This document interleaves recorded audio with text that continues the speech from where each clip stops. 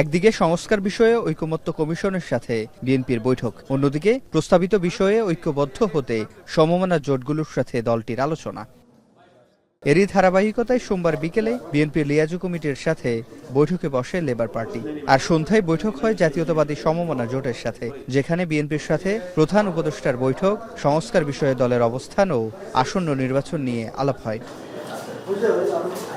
বৈঠক শেষে labour party ও জাতীয়তাবাদী সমমনা জোটের নেতৃবৃন্দ জানান, ডিসেম্বরের মধ্যেই নির্বাচন আয়োজনের দাবিতে বিএনপির সঙ্গে একমত তারা। অন্তর্বর্তী সরকার সুষ্ঠু ও গ্রহণযোগ্য নির্বাচন দিয়ে ভোটের অধিকার ফিরিয়ে দেবে এই প্রত্যাশা তাদের। বিউটি অব দি ডেমোক্রেসির জন্য জনগণের প্রতিনিধিত্ব সরকার একটা দরকার। সেই জনগণের প্রতিনিধিত্ব সরকার করতে হলে একটা সুষ্ঠু নির্বাচন দরকার। সেই নির্বাচনটা আমরা ডিসেম্বরের 72 চাই। আমাদেরকে একটি সুন্দর, সুষ্ঠু, গ্রহণযোগ্য একটি নির্বাচন উপহার দিবেন, এটাই আমরা তার কাছে প্রত্যাশা করি। এই নির্বাচনটাই আমাদের প্রত্যাশিত। দীর্ঘ 17 বছরের ভোটের অধিকার হারা মানুষগুলো তারা ভোটের অধিকার প্রয়োগ করবে। বিএনপির স্থায়ী কমিটির সদস্য নজরুল ইসলাম খান বলেন, ডিসেম্বরের মধ্যে নির্বাচন দিতে কোনো বাধা দেখছেন না তারা। ডিসেম্বরকে ধরে রোডম্যাপ ঘোষণার দাবি জানান এই নেতা।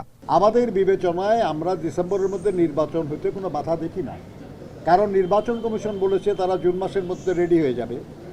আমরা দেখছি ঐকমত্য কমিশন বলছে মে মাসের মাঝামাঝি সময়ের মধ্যে তারা বিভিন্ন রাজনীতির সঙ্গে দলের সঙ্গে আলোচনা ক্রমে একটা মোটামুটি একটা জায়গায় পৌঁছবে যেখানে একটা জাতীয় সনদ প্রস্তুত করা সম্ভব হবে। জাতীয় ঐকমত্য কমিশনের সাথে বিএনপির তৃতীয় বৈঠক মঙ্গলবার। সিফাত শাহরিয়ার, এখন, ঢাকা।